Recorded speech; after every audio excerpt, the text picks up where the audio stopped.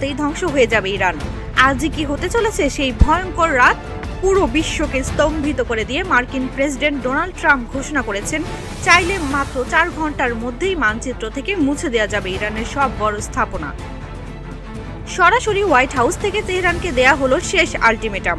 মঙ্গলবার মধ্যরাত পার হলেই কি শুরু হবে আগুনের বৃষ্টি, নাকি শেষ মুহূর্তে মাথা নত করবে তেহরান? দাবার টেবিলে এখন শেষ চালটিকার, উত্তেজনার পারদ এখন তুঙ্গে।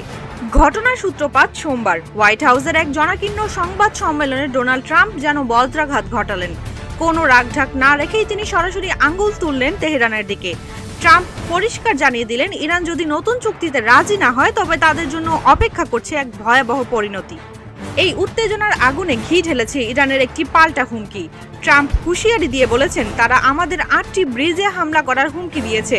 তাদের এই স্পর্ধা আমরা কিছুতেই মেনে নেব না। আর এই প্রেক্ষাপটে ট্রাম্পের এই রণহুঙ্কার।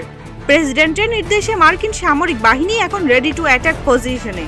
ট্রাম্পের ভাষ্যমতে মঙ্গলবার মধ্যরাতের আগে ইরানের সব বিদ্যুৎ কেন্দ্র ও গুরুত্বপূর্ণ সেতুগুলো গুড়িয়ে দেওয়ার নির্দেশ পৌঁছে গেছে পেন্টাগনে।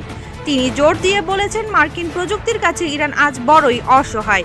সংবাদ সম্মেলনে ট্রাম্প সরাসরি বলেন, আমরা চাইলে মাত্র 4 ঘন্টার মধ্যেই, অর্থাৎ আজ রাত 12টার মধ্যেই সব ধ্বংস করে দিতে পারি।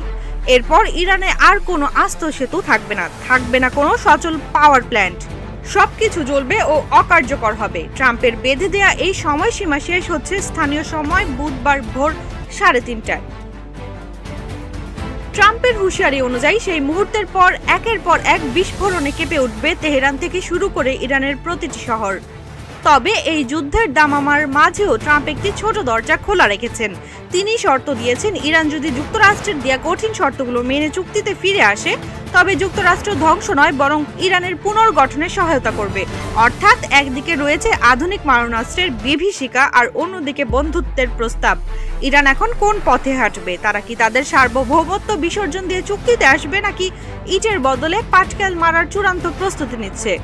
এখন প্রশ্ন হলো, ট্রাম্পের এই 4 ঘন্টার হুঁশিয়ারি কি নিছকই মনস্তাত্ত্বিক যুদ্ধ, নাকি সত্যি বড় কোনো যুদ্ধের মহড়া? পূর্বাঞ্চলীয় সময় রাত 8টা ঘড়ির কাঁটার দিকে এখন তাকিয়ে আছে পুরো পৃথিবী। কারণ এই এক রাতে নির্ধারিত হতে পারে পৃথিবীর আগামী দিনের ইতিহাস। ট্রাম্পের সেই 4 ঘন্টার ডেডলাইন আর ইরানের পরবর্তী পদক্ষেপই বলে দেবে অখণ্ড শান্তি আসবে নাকি মহাপ্রলয়ের আগুন গ্রাস করবে পুরো মধ্যপ্রাচ্যকে। ইতিহাসের এক চরম সন্ধিক্ষণে দাঁড়িয়ে আছে পুরো বিশ্ব। এখন শুধু সময়ের অপেক্ষা।